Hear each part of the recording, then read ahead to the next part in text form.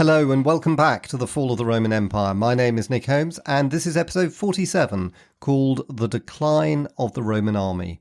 In the last episode we heard about Alaric's sack of Rome in AD 410, and for me there's one thing that stands out like a sore thumb. Just why didn't the Roman army try to stop him?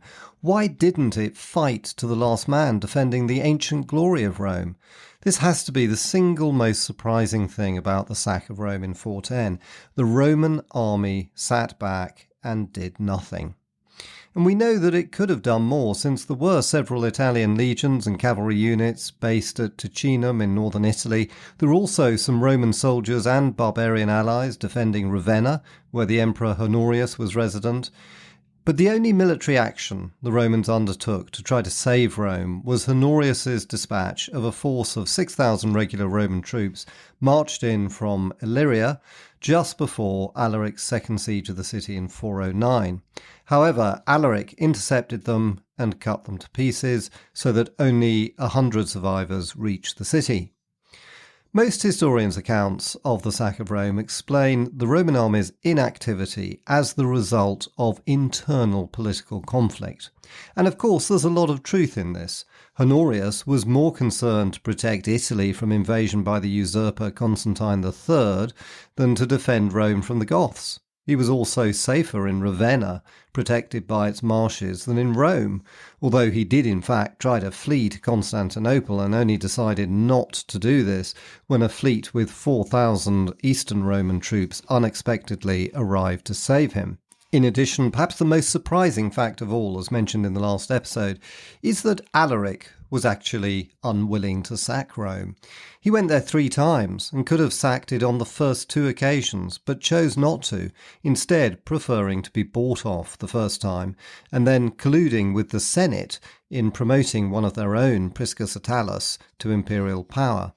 His third siege and then sack of the city was motivated by exasperation with the futile political situation, and in particular with Honorius's refusal to give him a senior political post in the running of the Western Empire. The Goths actually wanted to join the Romans. They didn't want to destroy them. All of these political reasons have been given by most historians as the reasons for why the Roman army failed to confront Alaric and to defend Rome. But while these political considerations were important, by giving them overriding significance, we miss, I think, the single most important point of all. For the truth was that the Roman army was largely useless by AD 410. The Roman army that had always been the basis for the empire's strength had melted away, leaving Alaric's Goths as the military masters of the Western Empire. So the question has to be, why and how did the Roman army fade away so spectacularly? This question is especially mysterious since only a few years before, Stilicho had been able to defeat both Alaric's invasion of Italy in 401-2, as well as achieve a resounding victory over Radagaisus's Goths in 405-6. What was it that had changed between 406 and 410, which meant that the Roman army was reduced to being a powerless spectator of the Gothic invasion of Italy in 408?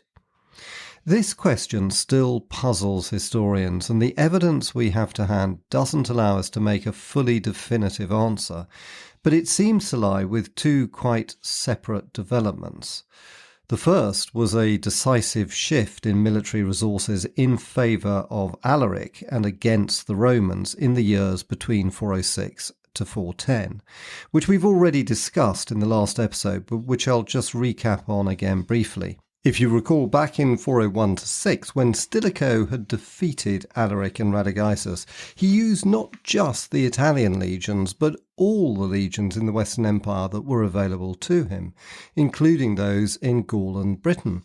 But after 407, he couldn't call on the legions in Gaul, Britain and Spain, since both the Germanic invasion of Gaul in December 406 and Constantine III's rebellion in 406-7 meant that these legions were all either destroyed or actually hostile to him. Consequently, he only had the Italian army to rely on, which was of course used to block the Alpine approach of the usurper Constantine III. It was because of this desperate situation, if you recall, that Stilicho had even proposed sending Alaric to fight Constantine III, the very thing that caused his immediate downfall, since the Italian legions mutinied, thinking they were being passed over in favour of Alaric, to whom they would have to report.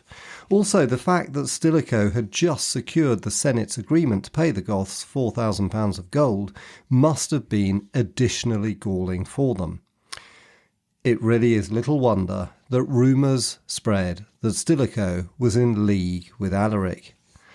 Then the tipping point came after Stilicho's death in August 408, when the Romans massacred the Gothic families, causing the 12,000 and perhaps more Gothic warriors in the Roman army to switch sides and join Alaric, creating the Gothic supergroup we heard about in the last episode, numbering probably well over 30,000 combatants. This was further added to after Alaric's first siege of Rome by a host of Gothic slaves, taking his army to maybe 50,000. Against this, the Romans just had the Italian legions at Ticinum and some garrison troops scattered in cities like Ravenna in Italy, as well as some troops stationed in Illyria and North Africa. It's impossible to estimate the size of the Roman forces, but the fact that they were reluctant to offer battle strongly suggests that they were numerically much inferior to the Goths, with, I suggest, probably less than 20,000 based at Ticinum. So why were the Italian legions not more numerous? If we go back to Diocletian's reign, you'll remember that historians think he increased the size of the army to anywhere between 300,000 to 500,000 troops. This did, of course, include both halves of the empire, but even so, how had the Western army of, say, some 200,000 shrunk to such a small force by 410 that Rome itself couldn't be defended? I think this has to be one of the key questions which historians still struggle to answer. Part of the answer lies with the political divisions within the Western Empire we've just been discussing.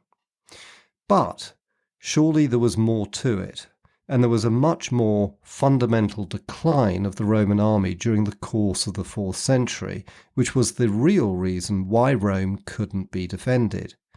And to understand how that decline happened, we need to piece together a number of critical events and developments that conspired to reduce the Roman army, both in the west and east, to a much smaller and less professional army than it was under Diocletian. And the various pieces of this story are often separated by decades, but I think they do fit together to give a coherent account of the army's decline. And let me spend the rest of this episode trying to explain what might have happened. So, let's start with the so-called crisis of the 3rd century, back in the years 250 to 70, when the Roman army had been defeated more times than ever before and seemed to be on the verge of collapse. You'll remember from earlier episodes that in those years matters were so bad that 2 emperors were killed or captured in battle, that is Decius in 251 and Valerian in 260. And as mentioned some time ago in episode 13, perhaps the Roman army suffered as much as around 250,000 casualties in those years. Egypt, Syria, and half of Anatolia were lost to the Palmyrene. Gaul, Britain, and Spain broke away from Rome under Postumus, and the Balkans were devastated by the Goths, with even Athens being sacked in 267. This very nearly resulted in the empire's collapse. However, as you know, a succession of soldier emperors from the militarized province of Illyria seized power, restored the army's morale by imposing rigorous discipline and by improving army pay and living conditions. This was financed essentially by seizing money and supplies from civilian populations. The results were impressive. The emperors Claudius Gothicus, Aurelian and Probus defeated all of the empire's enemies, including the Goths, Alemanni, Persians, Palmyrenes, as well as the breakaway Gallic Empire, and restored the empire to its former territorial boundaries, with the exception of Dacia and the so-called Agri Decumates, as the area between the Rhine and Danube was called. Then the Emperor Diocletian, who was probably the most visionary emperor in the entire history of Rome other than Augustus, focused on creating a sustainable mix of military might, fiscal efficiency and political stability. He instituted the Tetrarchy to provide better government with 4 emperors, 2 senior and 2 junior, each governing their respective quarters of the empire. The army was restored to its former strength of at least 300,000 well-trained and equipped soldiers, and some historians think it was actually expanded up to maybe 500,000. An extensive bureaucracy was created to administer a radically improved tax system that was recalibrated to be surprisingly fair to the empire's citizens. No subsequent European states came close to emulating this until the modern era. Now let's have a look at Diocletian's new Roman army in a little bit more detail. The first point is that it was basically still fairly similar to the armies of Augustus and Trajan, in that it still had large numbers of heavily armoured legionaries. However, a major innovation wrought by the Illyrian soldier emperors had been the introduction of a stronger cavalry arm. The Emperor Gallienus had first formed a single large cavalry regiment, probably by consolidating all the legionary cavalry which had historically been dispersed among the legions.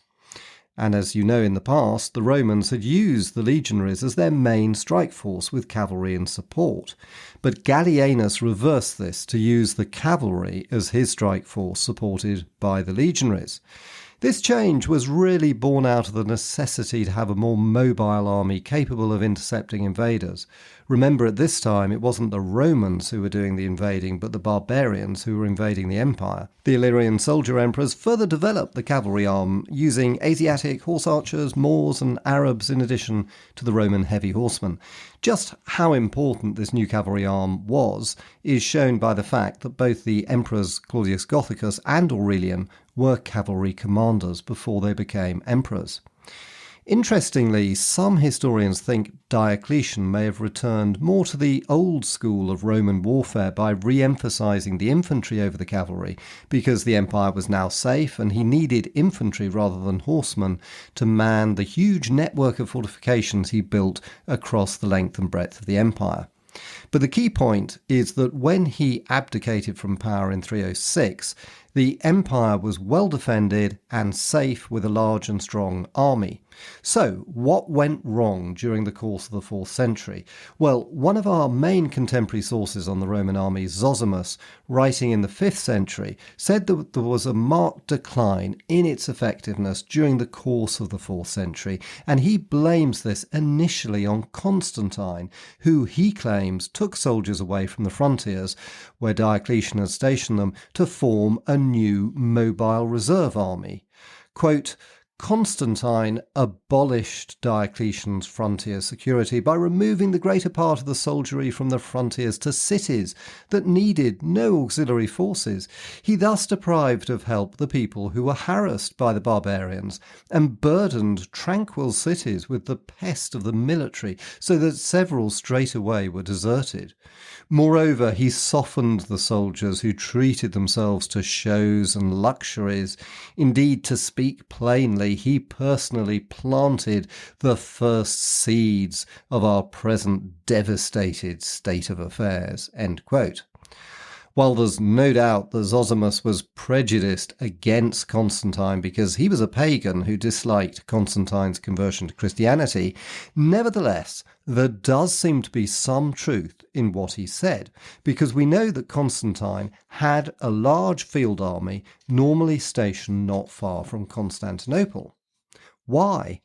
Well, because he fought a lot of civil wars in his reign before he secured sole rule of the empire in 324, and unlike Diocletian, who used the Tetrarchy as his method of dividing and ruling, Constantine kept a strong central army ready to crush internal opposition. Now, this is where it gets particularly interesting, because Zosimus's criticism of Constantine was really that he made the Roman army into a two-tier system by dividing it between border troops and his central field armies. This was recognised at the time because the Romans actually changed the names for their regiments. They called the border troops the Limitanii and Ripenses, literally meaning border and river guards, and the field army was called the Comitatenses, really meaning the emperor's companions. But the problem this created was that the Limitanii became a sort of second-rate border police, while the Comitatenses were like the old legions. And this was very different from the old system, when the legions were all the same. They were all top-quality troops. But Constantine created a field army that was a bit like a vast Praetorian Guard, which, by the way, he disbanded after he defeated them at the Battle of the Milvian Bridge in 312. And this field army developed a whole structure all of its own. For example, the absolutely elite regiments were totally new ones, like the Scolae Palatinae, who were cavalry regiments of around 500 strong. Constantine didn't abolish the legions completely, and we still hear about old legions from the days of Augustus, but these could be either kept along the borders or placed in the field army. The one major change he did make to the legions was to reduce their size from about 5,000 to 1,000 to make them more flexible. And he appointed two commanders of the field army, the Magister Equitum and the Magister Peditum, literally the commander of cavalry and the commander of the infantry, who were really the commanders-in-chief of the entire army. So what happened in the first half of the 4th century was that the Roman army was divided into two sections, border troops and field army troops, and the border troops became second-rate and pretty useless.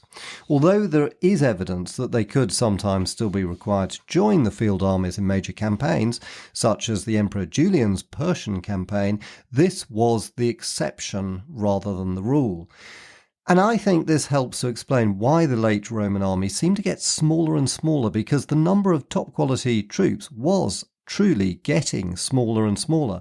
For example, Augustus had, let's say, 300,000 top-quality troops, but by the end of Constantine's reign, although there might have been an army as big as 400,000 soldiers, probably much less than half of these were the field army, let's say some 150,000 at best, and these were the ones comparable with Augustus's 300,000. So, in terms of quality, the Roman army had plummeted. The Emperor Julian's reign is very relevant in this respect. For example, the sources say there were only about 15,000 soldiers at the Battle of Strasbourg in 357, which is surprisingly small for such a great victory over the hordes of Alemanni. But these 15,000 were the Gallic field army and top-quality troops. There must have been a lot of border troops who Julian just didn't think were good enough to use in battle. And, as every general knows, it's much better to have a small but high-quality army rather than a big army but with most of the soldiers ready to run away at the first opportunity. And I think Julian was intensely aware of the problems in the Roman army, and like with everything else he did, he wanted to go back to the glory days of the empire. So when he led his great expedition against Persia a few years later in 363, the army was allegedly around 100,000, and this was probably because he did include some border units and the field armies from both halves of the empire. And I think Julian did this on purpose to try to restore the army to what it had been before, and his expedition was really the last occasion on which there was a large, united Roman army like there had been in the great days of the empire. But Julian's campaign was, of course, a failure, and even worse for the Romans, in my view, was his death. So he never got round to solving the problem Constantine had created. And the next step in the army's downfall was, of course, its defeat by the Goths at Adrianople in 378. Now, the problem here was that it was the Eastern field army that was destroyed, consisting of some 30,000 elite Roman soldiers. This was a crucial blow to the Eastern army because its professional corps had been destroyed, and really it didn't recover for well over a century until the Emperor Justinian reconstituted it in the 6th century. And this led to a fundamental mistake the Romans made, because instead of rebuilding their own elite regiments after Adrianople, they started to use the Goths as their elite regiments. They called them federati, meaning allies, but in reality they were nothing more than mercenaries. And the next step after that in the Roman army's downfall was that Theodosius used the Goths in his civil wars with the Western Empire.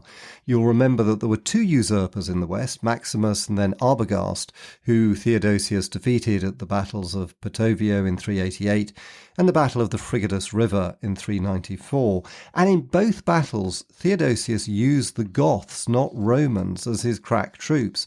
And the really tragic thing for the Romans was that Theodosius won these two battles by destroying the Western field army. So by 394, when the Frigidus River battle was over, both halves of the empire had lost many of their best Roman troops, the east at Adrianople and the west at the Frigidus River. And I think this is the key to understanding why the Roman army was so weak in the 5th century, because it had lost its professional corps. Okay, it hadn't lost it completely. There were still Palatini regiments that were still very good, but there simply weren't enough of them. And that's why the Romans started using Goths and other Germans and Huns instead of Romans as their crack troops. And of course, this proved disastrous because one moment the Goths were fighting for you, but the next they turned against you, just as Alaric did when he sacked Rome. This whole subject has been much debated by historians, with some historians referring to it as the barbarization of the Roman army. And I think it's worth clarifying one point, which is that this barbarization wasn't about the barbarians becoming legionaries. It was about barbarians being used as mercenaries. The Goths always remained a separate Gothic unit in the Roman army. They didn't dress up as legionaries. But the thing that makes it confusing is that the low-quality Roman border troops started looking more and more like the barbarians and less like legionaries. And this decline was well documented by contemporaries. One of our most damning descriptions comes from Vegetius, who noted that the Roman infantry was now next to useless, although the cavalry was still quite good. Quote, "For though, after the example of the Goths, the Alans and the Huns, we've made some improvements in the arms of the cavalry, yet it's plain the infantry are entirely defenceless. From the foundation of the city of Rome until the reign of the Emperor Gratian, the foot wore cuirasses and helmets.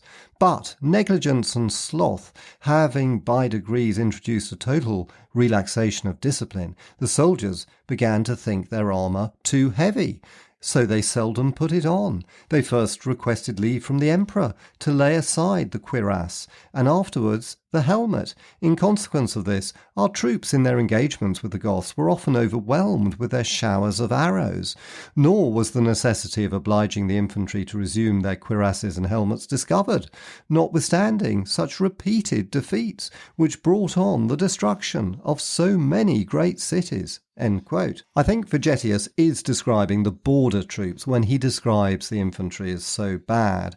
But the really striking thing is what a contrast this was to what the Greek historian Polybius, if you remember him, writing in the 2nd century BC, said about how impressive the Roman Republican army was. Another important source that shines light on the condition of the Roman army prior to the sack of Rome comes from the Notitio Dignitatum, which I've mentioned before is an extraordinary list of Roman army units that somehow has survived to this day.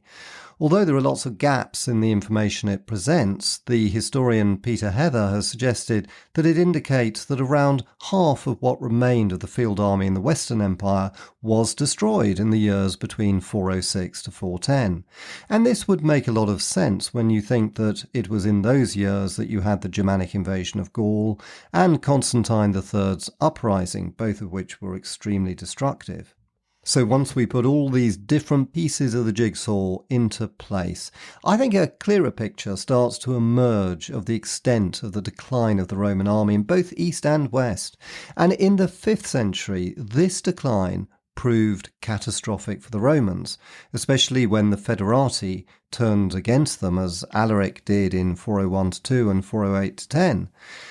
And the main victim of this decline proved to be the city of Rome, sacked for the first time in 800 years in AD 410. But it wasn't just the decline of the Roman army that was responsible for the sack of Rome. As you know, it was the westward migration of the Goths and Germans that was also critically important. And to explain that, we must look even further east to the Huns. And then we must look to what drove the Huns west. And that enemy was almost certainly not human.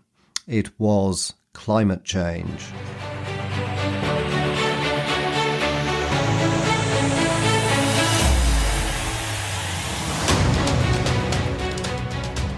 And that ends this episode. Thanks so much for listening, and I hope you enjoyed it. And if you did, of course, I'd be delighted for any ratings or reviews in whichever podcast app you use. And next week, we'll look at all the other reasons why Rome fell in 410. And as I mentioned last week, please do sign up for my newsletter on my website at www.nickholmesauthor.com if you want updates and a special monthly article on Roman history. Thanks for listening, and see you next time.